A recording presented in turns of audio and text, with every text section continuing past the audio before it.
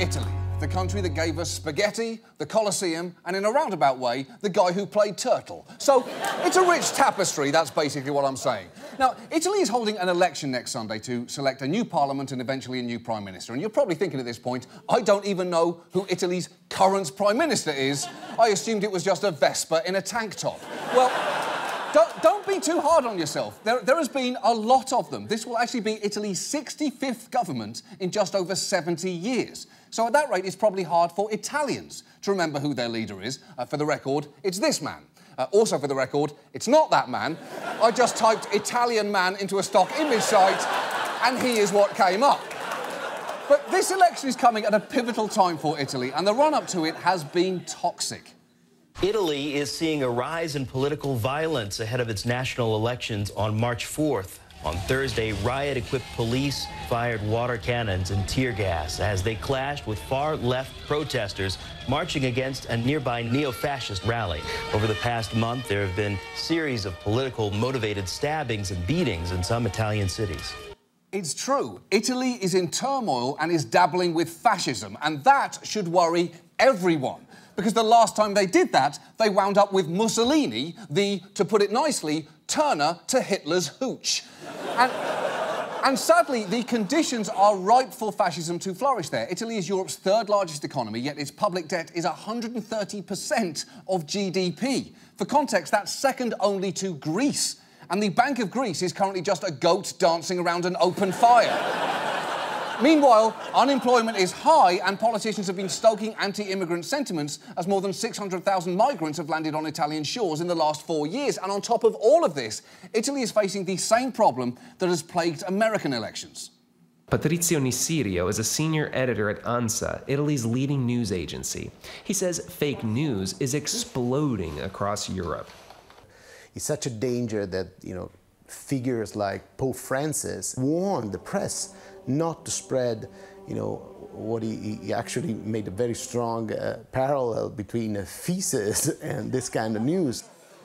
That's true. The Pope reportedly said fake news is like getting sexually aroused by feces. It truly is a magical time to be alive. So it seems, yet again, a large European country is teetering on the edge of chaos. And because of that, it is worth looking at the Italian election because everything about it is fascinating. And let's begin with the key figures. First, former Prime Minister Matteo Renzi. He is a centrist and he had to resign dramatically after making a bold attempt to reform Italy's political system, a referendum that did not go well for him. E lo dico a voce alta. I lost, and I say it loud and clear, even if I have a lump in my throat. I wasn't able to win. Viva l'Italia, in bocca al lupo. Long live Italy, and good luck to all of us. Wow, that is ominous. That's like a pilot coming on over the loudspeaker and saying, well, folks, looks like old Captain Doug came up short this time. Anyway, sit back, relax, and good luck to all of us. And I would say that was Renzi's most humiliating defeat, but that honour really has to go to his actual appearance in the 90s on Italy's Wheel of Fortune. Vorrei dare la soluzione. Vorrei vedere l'Antartide. Montagne di ghiaccio e un mare di navi. Di navi? No. Un mare di navi. Ma che cosa c'entra? Beh, certo nell'Antartide vanno le navi. Boom! Boom! Look, it is not good when the host is joining in. Hey, I know my only job on this show is to move things along, but the people have spoken. Boo! Boo to you! Boo! Renzi is attempting a comeback, but he's going to be facing an uphill battle as Italy is experiencing a wave of anti-establishment sentiment, and that is entirely understandable. The country has well-documented problems with corruption, and their government is famously gridlocked. And one of the most interesting parties attempting to harness this anger is called Five Star. It started just 8 years ago in a very unusual way. He comes onto stage like a rock star. Beppe Grillo, comedian turned fire-breathing, curse-flinging critic of the status quo. Grillo founded his so-called five-star movement, first railing on his blog and more recently in piazzas across the country against sky-high taxes, Italy's legendary red tape, corrupt politicians, greedy businessmen and lazy bureaucrats. That's right. Five Star was started by a comedian who organised demonstrations called Vaffanculo Day, which translates to fuck off day, which is actually a pretty great idea for a holiday. Hallmark should really take that concept and run with it, because I can think of a lot of people I would like to send a card to. Now, Grillo has since stepped away from the party, and Five Star's candidate is 31-year-old Luigi Di Maio, and I would argue that 31 is a little young to be the leader of a major European nation. To give you some perspective on that, Di Maio is 1 year younger than Frankie Muniz. And I do not want him running Italy. I don't even want him running his own Twitter account, because 2 days ago he tweeted, "I have a toothache." Come on, Frankie, sell your brand. Do better, boy.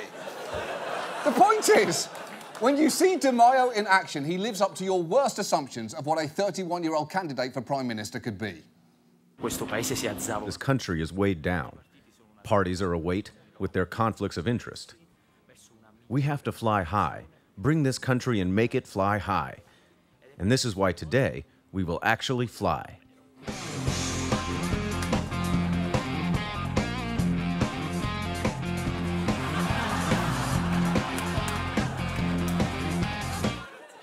Cool. Although, to be honest, that's not really flying, is it? To be accurate, he should have said the country is weighed down with conflicts of interest, so we have to make Italy pathetically hover 20 feet off the ground while spinning in circles and gripping an attendant's hand. And while there is a lot to like about some of Five Star's policies, there is also a lot to be concerned about, because while they are against a lot of things, it is much less clear what they're actually for. And in recent months, they've shown an ugly side, taking an increasingly hardline stance regarding immigration, with Di Maio criticising some rescue efforts in the Mediterranean as sea taxi services that must end. In addition, some party members have engaged in vaccine scepticism, and Di Maio recently proposed rolling back mandatory vaccinations for children, which is pretty dangerous considering Italy saw nearly 5,000 cases of measles, including 4 deaths, just last year. And that should not be happening in this day and age. It's like hearing 4 people were trampled to death in line at a Blockbuster video. How did that happen? We're supposed to have collectively moved past that by now. Now, next, there is the League. It's a far-right party led by Matteo Salvini, who, incredibly, like Renzi, also appeared on an Italian game show. Not just as a 12-year-old child, but also later again when he was 20, answering trivia questions and racing around with boxes on his feet. And I do hope that you enjoyed those clips, because that is as likeable as Salvini gets. He has grown up into a truly poisonous politician. He compared the female Speaker of the House to an inflatable sex doll. He's taken a hard line on immigration, saying out-of-control immigration leads to drug dealing, rape, theft and violence. And he has trafficked in some pretty alarming rhetoric. There's a need for a mass cleaning, even in Italy, from one street to the next, from one neighborhood to the next, town square to town square, with strong methods if necessary. Wow. A mass cleaning with strong methods. He sounds like a fascist Mary Poppins, so basically, Mary Poppins. And the frightening thing is, not all Italian voters are concerned by Salvini. One told the New York Times, "I like him because he puts Italians first, and I guess he's a fascist too, what can you do?" To which the obvious answer is, don't vote for him. That's literally the only thing you should do. And if you're thinking at this point, wait, I think I know someone who might really hit it off with this guy. Well, don't worry, of course they've met. Of course they have. Oh, I'm sorry, you thought maybe Trump would not pop up in this story? Think again, he is truly the Forrest Gump of human misery. But this is true. Salvini met with Trump during the 2016 campaign, and Trump reportedly told Salvini that he hoped he would become Prime Minister of Italy soon. And I hope, sincerely, that that does not happen, because Salvini's tone has attracted some nasty followers. Just look at what happened earlier this month. A far-right supporter in central Italy is accused of opening fire on African migrants on Saturday and wounding 6 of them. After the shooting, he drove in front of a war monument and made a fascist salute wearing what looked like an Italian flag. Now, that man in question reportedly called Salvini his captain and was one of the league's candidates for a local election last year, which is awful. Although it should be noted that in that election, he received no votes. Which means not only did his family and friends not vote for him, he didn't even vote for himself. Even if you are a racist, murderous piece of shit, if you run for anything, you should at least get one vote or you're just a fucking idiot. So in the midst of economic uncertainty, fake news and race baiting, it is clear that what Italy needs is someone to step up and lead them out of trouble. I'm talking about a bold new voice, a fresh leader of tomorrow. So please, show us, Italy, who shall be your knight in shining armour? Forza Italia, forza di libertà! Many thought he was politically finished. Done. But Silvio Berlusconi, Italy's four-time Prime Minister, is making a comeback.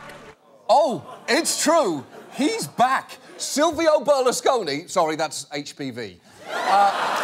Silvio Berlusconi... Sorry, that's just a condom filled with marinara sauce. Silvio Berlusconi has returned. And the most recent polls actually had his coalition in the lead. So if Italy is seriously considering taking Berlusconi back, it is worth the rest of us brushing up on him because he is one of history's most ludicrous humans. His ego is legendary. He once claimed, "My greatness is without question, my human substance, my history, other people dream to have." And in the years that Berlusconi was in power, he built a quasi-cult of personality around himself, perhaps best exemplified by this campaign song from 2008. C'è un grande sogno che vive in noi, siamo la gente della libertà, Presidente siamo con te, meno male che Silvio c'è. That has to literally be Silvio Berlusconi's fantasy. A world where he's apparently the only man left on Earth and every woman sings about him whilst fondling produce. Now, obviously, what most people know about Berlusconi can be summed up in two words. The word bunga twice. He famously hosted sex parties which allegedly featured scores of orgies and female guests dressed up as nuns, nurses and even Barack Obama, which is both deeply weird and somehow deeply progressive. Silvio Berlusconi would like to explore a mixed-race, quasi-homosexual experience. Good on you, pig monster. But that is just the beginning. He owns a stake in TV channels, some of which have broadcast shows that have been criticised for their coarse content, including literally treating women like pieces of meat. But that's not all. He also owned a football team called AC Milan, but couldn't even talk to their players without getting weird. When are you going to introduce me to your wife? Just to see her. I'm old. I can't do it anymore. But because everyone says she is the prettiest one. Oh, what a terrific boss! Hello there, employee. Where's your spouse I'd like to fuck? Don't worry, I'm too old to fuck her now. Otherwise I would, though. We're having fun, aren't we, paid subordinates? We do have fun. And, look, the fact that Berlusconi is an irrepressible horn dog is funny, but it's worth remembering those bunga bunga parties allegedly featured a 17-year-old girl who Berlusconi paid for sex, and when the whole scandal broke, his response was less than charming. Da sempre io conduco una attività ininterrotta di lavoro. I have always worked with no interruption. And if it sometimes happens to me to see the face of a beautiful girl, I say better to like girls than to be gay. That's a terrible thing to say, and it's not even connected to the terrible thing you're being accused of. He's basically Bernie Madoff saying, hey, better to be a complete crook than to be Puerto Rican. Fuck you, Bernie! How did you just make this worse? And on the world stage, Berlusconi's diplomacy left a lot to be desired. He joked more than once that President Obama was tanned and allegedly made a comment about Angela Merkel that was so controversial he was confronted about it in an interview that was spectacularly awkward. Do you have a particular problem with Angela Merkel? Is it true you called her an unfuckable lard ass?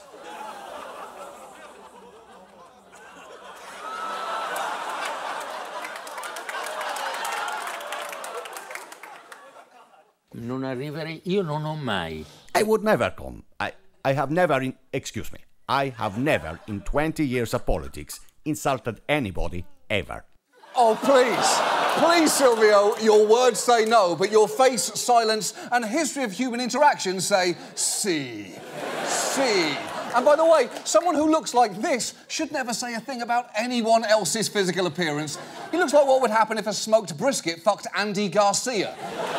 Now, Berlusconi's closest friend on the world stage is, unsurprisingly, Vladimir Putin. They are so close that Berlusconi once gave Putin this actual bedspread with a picture of them on it, which isn't just creepy, it's pointless. We all know that Putin doesn't sleep in a bed at night. He just sits in a chair and stares at a potato until it bakes. And if you think having a bedspread made of you and your friend is childish, that's because Berlusconi is nothing if he is not a gigantic child. He even had a remote-controlled volcano built at his house, featuring everything from fire to artificial earth tremors. This thing was apparently extremely realistic because at one point Berlusconi's neighbours were so alarmed by the belching flames they called the Fire Brigade. And I would love to show you a photo of it, but amazingly, we can't find one anywhere, which is insane. Because it's not like there aren't hundreds of ludicrous photos involving Berlusconi. Here is one of him receiving a rifle from Gaddafi. Here is one of him and Putin wearing matching furry hats. And here is one of him dressed like Pitbull at a slumber party. The point is, a photo of a belching in-home volcano wouldn't even be in his top 3 weirdest photos. But what is even more amazing about Berlusconi's comeback is Italy was done with him. He left office after he was finally convicted of tax fraud, and his conviction in 2013 included banning him from serving in public office for 6 years. And I know what you may be thinking now. 2013 plus 6 is 2019. And we did crunch the numbers on that all week, and it turns out it is a year from now. So Berlusconi is still banned, and yet he's been going on a charm offensive with videos online of him either snuggling adorably with a baby lamb or, because it's Berlusconi, getting to second base with an inappropriately young sheep. And he's positioning himself as a kingmaker in this election and may well end up having a key role in picking the next leader, and that is not good, because his alliance includes Matteo Salvini, the game show fascist from earlier, who could well get a high-powered position in the new administration. So, really, what I'm saying is, you have to feel for Italy here, because the outcomes do not look good. There are a lot of bad options, ranging from an awful prime minister to no outright winner, plunging Italy into political limbo. But wait, because there's actually one more wild card here. Under Italian law, the governing coalition, whoever that is, could still pick a non-politician who's had nothing to do with this campaign so far. So it could be some random jackass that Italy has never heard of. And if you don't see where I'm going with this, you've clearly never seen this fucking show before. Because we asked half a dozen Italian legal experts, and while they told me that I couldn't run for Prime Minister of Italy, they also admitted there is no explicit provision in the Italian constitution that says non-citizens can't run for Prime Minister. So as far as I'm concerned, we have ourselves an Air Bud scenario. Remember, the rules of basketball did not explicitly state that he couldn't play. Next thing you know, the dog's dunking. Well, I am that dog, Italy, so alley-oop, motherfuckers. Because I would like to argue that I'd make just as good a leader as many of your political figures. You got a party started by a comedian? Technically, I'm one of those. You like politicians who appear on TV with animals? Please, it's like Jumanji up in here. Someone bring me my Lambo. Bring me my Lambo immediately. Hello there, buddy. Look at that, see? You adorable little creature. Do you like this, Italy? Of course you do. Yes, exactly. There's plenty more where this came from. I've got 40 lambs backstage. Thank you so much. Thank you. Arrivederci. Oh, Italy. You seem to like candidates who've appeared as contestants on Italian game shows. Well, sadly, I have not actually done that. However, since you are swimming in fake news over there, I see absolutely no reason not to lie and tell you that I have. Here is me on an old Italian game show.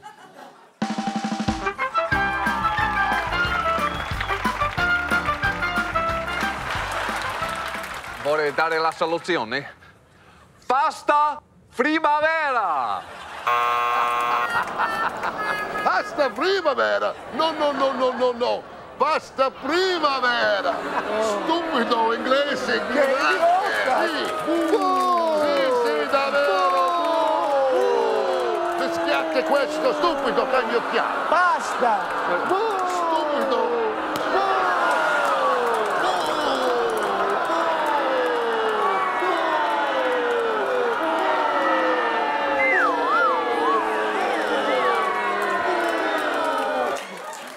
Why did I go to the trouble of faking a game show in which I lost?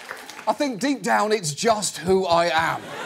Oh, and one final thing, Italy. I know that Berlusconi has a remote-control volcano that he won't let you see. Well, Italia, I'll let you see mine. Yes! Oh, yes! Oh, yes, Italy! Tremble before the awesome power of Mount Olivo. And yes, Italy, my candidacy for Prime Minister may be a complete and total farce, but be honest, incredibly, I am far from your worst option.